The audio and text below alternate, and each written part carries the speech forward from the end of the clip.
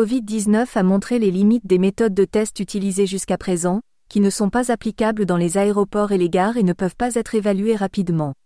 De plus, elles nécessitent beaucoup de ressources en personnel et des cliniques spécialisées.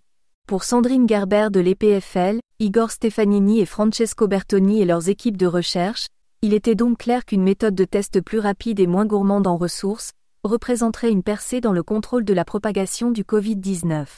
Dans le cadre de leur projet, les chercheurs ont travaillé sur un dispositif capable de surmonter les limites des méthodes de test utilisées jusqu'à présent. Nous avons développé un système portable basé sur la microfluidique pour tester le virus SARS-CoV-2 dans des échantillons de salive et sans nécessiter une étape d'amplification.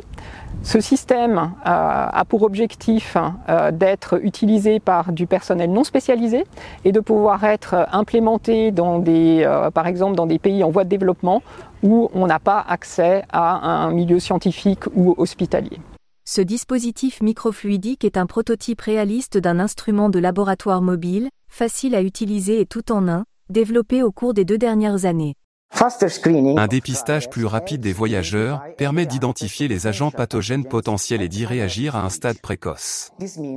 Cela signifie que la propagation de la maladie peut être endiguée beaucoup plus rapidement qu'avec les tests PCR, qui prennent beaucoup de temps. Le nouveau dispositif ne rend pas seulement le processus plus rapide, mais aussi beaucoup plus facile, car de grandes quantités de tests peuvent être traités simultanément avec la plateforme microfluidique.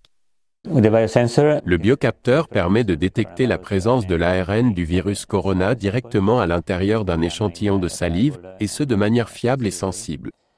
Cela est possible parce que nous plaçons une sonde fixe à l'intérieur du dispositif et que cette sonde reconnaît l'ARN du coronavirus. Ainsi, lorsque le virus se lie à la sonde, il émet un signal que nous pouvons mesurer par fluorescence ou bioimpédance.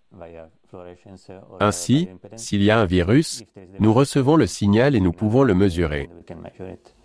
Les avantages de ce nouveau dispositif ont également convaincu l'Office fédéral de la santé publique, qui a soutenu le projet à hauteur de plus d'1 million de francs suisses.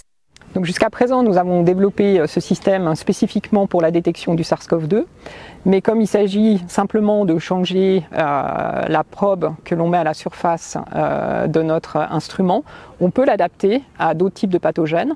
En particulier, on vise la possibilité de tester plusieurs pathogènes simultanément qui donneraient par exemple des symptologies qui sont les mêmes. Et aussi, on envisionne de pouvoir déployer ce système dans des endroits où on a beaucoup de trafic et beaucoup d'échanges de personnes, tels que les aéroports, les gares ou les ports.